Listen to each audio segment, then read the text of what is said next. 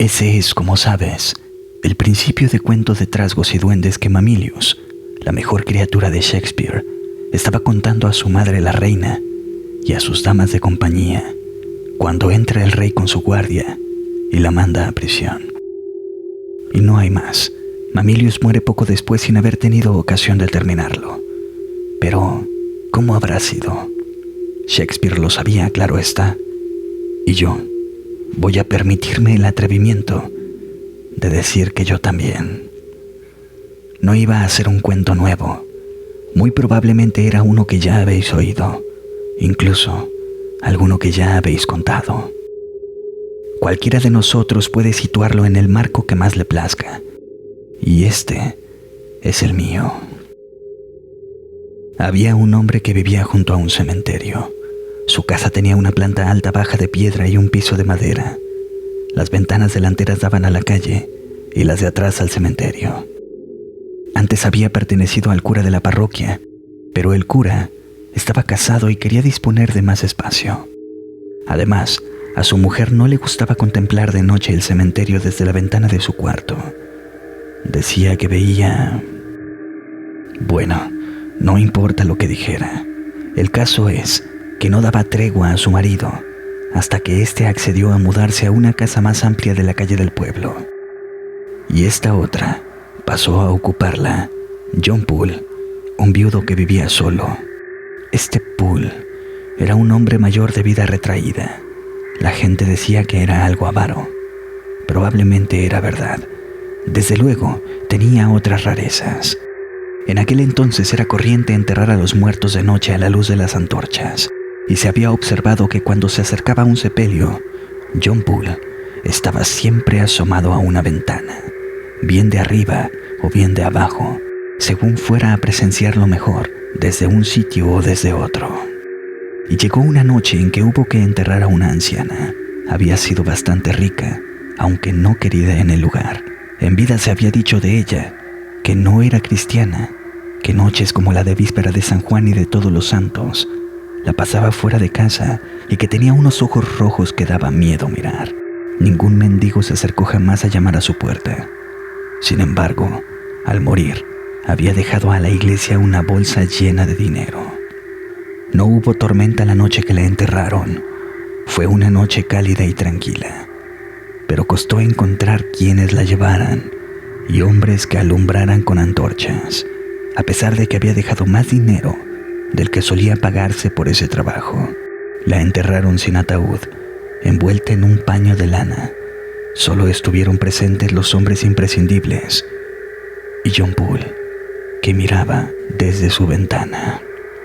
Antes de empezar a echar tierra, el cura se inclinó y dejó caer algo sobre el cadáver, algo que tintineó.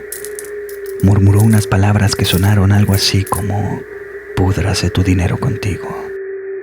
Y se fue a continuación, y lo mismo los demás, quedándose solo uno a alumbrar al sepulturero y su hijo para que acabasen de cubrir el hoyo. No fue un trabajo esmerado, porque al día siguiente, que era domingo, los que acudieron al servicio religioso reconvinieron al sepulturero, diciéndole que era la sepultura más desastrosa del cementerio. Y efectivamente, cuando él fue a verla, la encontró peor de lo que creía haberla dejado. Entretanto, John Poole andaba con una expresión muy rara en la cara, medio exultante, medio nerviosa, por así decirlo. Empezó a pasar alguna que otra velada en la taberna, cosa totalmente contraria a sus hábitos, y dio a entender a los que solían hablar con él que había heredado cierto dinero y que iba a ver si podía encontrar una casa mejor. «Bueno, no me sorprende», dijo el herrero una noche. «A mí no me gustaría vivir en esa casa que tienes. Me pasaría las noches imaginando cosas». Y el tabernero preguntó: «¿Qué clase de cosas?». «Bueno, pues que alguien sube a la ventana de mi cuarto y cosas así», dijo el herrero. «La vieja Wilkins, por ejemplo, que fue enterrada hace hoy una semana, ¿eh? ¿Qué tal? Vamos, Deberías tener un poco más en cuenta los sentimientos de las personas, dijo el tabernero. Eso no es muy considerado con el señor Poole, ¿no crees? Al señor Poole le tiene eso sin cuidado, dijo el herrero. Lleva viviendo ahí lo suficiente como para estar curado de espanto. Yo lo único que digo es que no escogería esa casa entre los desfiles con campanilla y antorchas cada vez que hay un entierro y el silencio de las tumbas cuando no lo hay, aunque dicen que se ven luces. ¿Ve usted luces, señor Poole? No, nunca he visto luces, dijo el señor Poole, arrugando el ceño. Pidió otro vaso y regresó a su casa tarde ya.